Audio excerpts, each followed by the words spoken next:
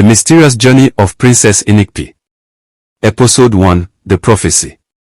I'll never forget the day when everything began to change in Idah. It was the day the prophecy was revealed. I was just a young boy then, running through the streets with my friends, unaware that our lives were about to be turned upside down.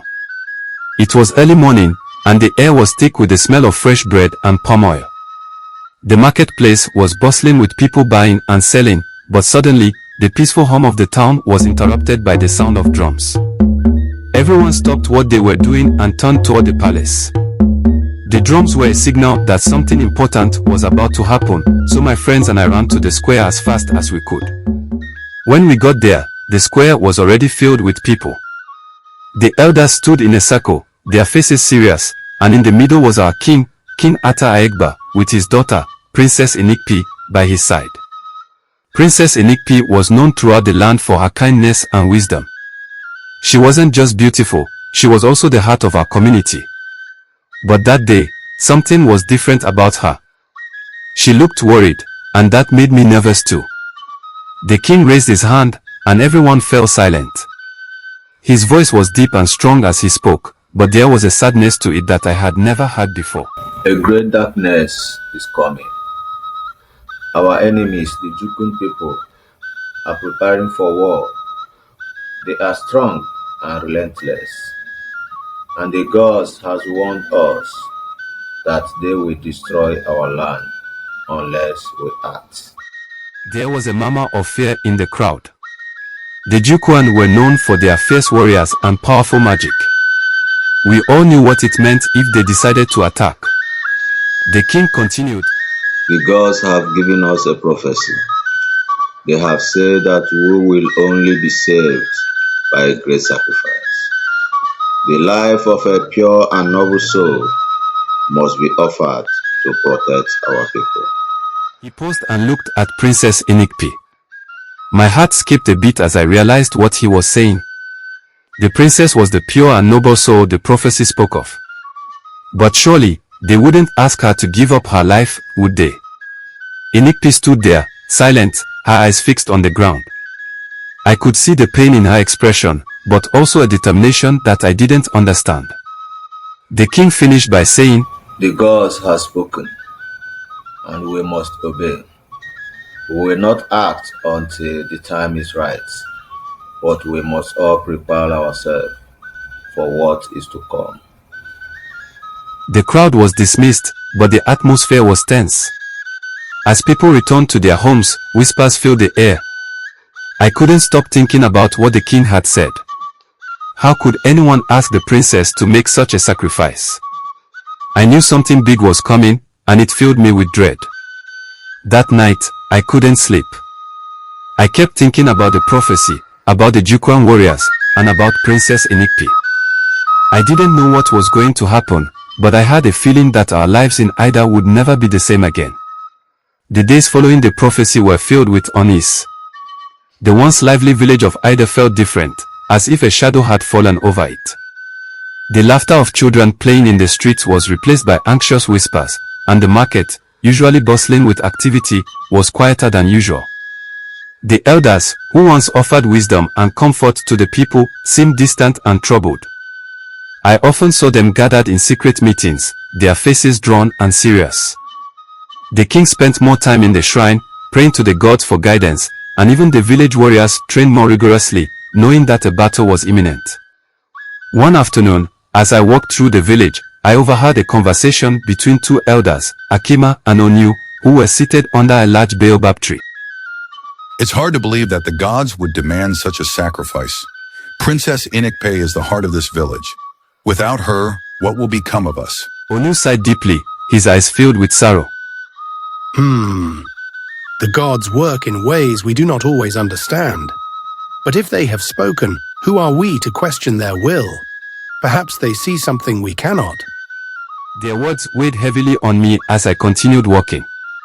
Everywhere I went, I could feel the tension in the air, and it seemed like no one had the answers we so desperately needed. Even the younger men and women, who usually had an optimistic outlook, appeared worried. Later that day, I visited my friend Okoye, whose family lived near the river. We sat by the water, throwing pebbles into the stream and talking about everything that had been happening.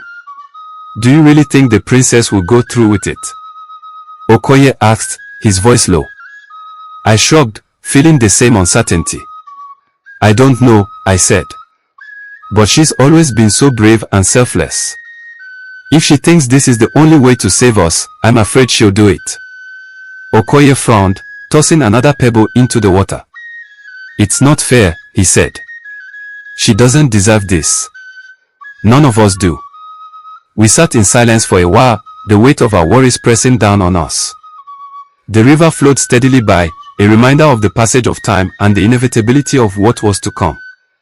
As evening approached, I made my way back to the village. The sky was painted with shades of orange and pink, and the air was cool and refreshing. But even the beauty of the sunset couldn't lift the heaviness I felt inside. When I arrived home, my mother was waiting for me.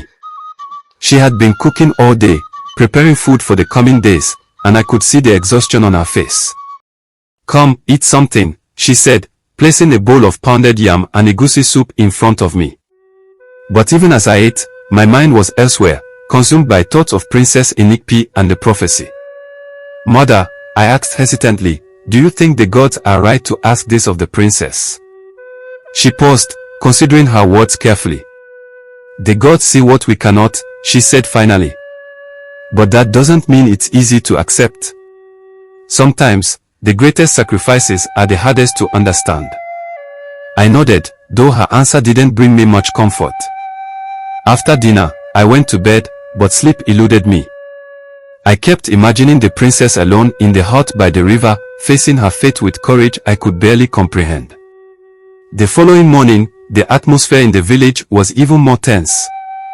People moved about with purpose, as if trying to distract themselves from the looming threat. But there was no escaping the reality of what was coming. I decided to visit the palace, hoping to catch a glimpse of Princess Inikpi. I wasn't sure what I would say to her, but I felt an overwhelming need to see her, to somehow let her know that she wasn't alone in this. When I arrived, the palace was buzzing with activity. Warriors were gathered, strategizing for the impending battle, and the king was deep in conversation with his advisors. But I couldn't see the princess anywhere. I waited outside the palace gates, hoping she would appear.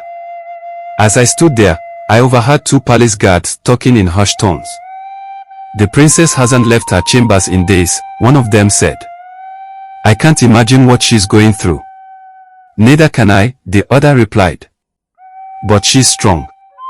If anyone can bear this burden, it's her. Their words only heightened my concern. I knew that Princess Inikpi was strong, but how could anyone be strong enough to face what she was about to endure? Finally, after what felt like hours, I saw her. She emerged from the palace, her face calm but solemn. She walked with grace, her head held high, but there was a heaviness in her steps that spoke of the weight she carried. I wanted to call out to her, to tell her that we were all behind her, that she wasn't alone. But the words stuck in my throat. I was just a boy, and she was a princess facing the most difficult decision of her life. Instead, I watched as she made her way to the shrine. She knelt before it, her hands clasped in prayer, and I could see the intensity in her eyes. She was seeking guidance, perhaps hoping for a sign that there was another way. But as the minutes passed, I realized that she had already accepted her fate. The gods had spoken, and she was ready to do what was necessary to save her people. I left the palace with a heavy heart, knowing that the days ahead would be some of the most challenging our village had ever faced. The prophecy had been revealed, and there was no turning back. The sun set over Idah that evening, casting long shadows over the village. I couldn't shake the feeling that our lives were on the brink of a great change, one that would test our strength and our faith in ways we couldn't yet imagine. As I lay in bed that night, I thought of Princess Inikpi, of her courage and selflessness. I didn't know what the future held, but I knew that whatever happened, she would be at the center of it all, guiding us through the darkness. And somehow, that thought brought me a small measure of comfort.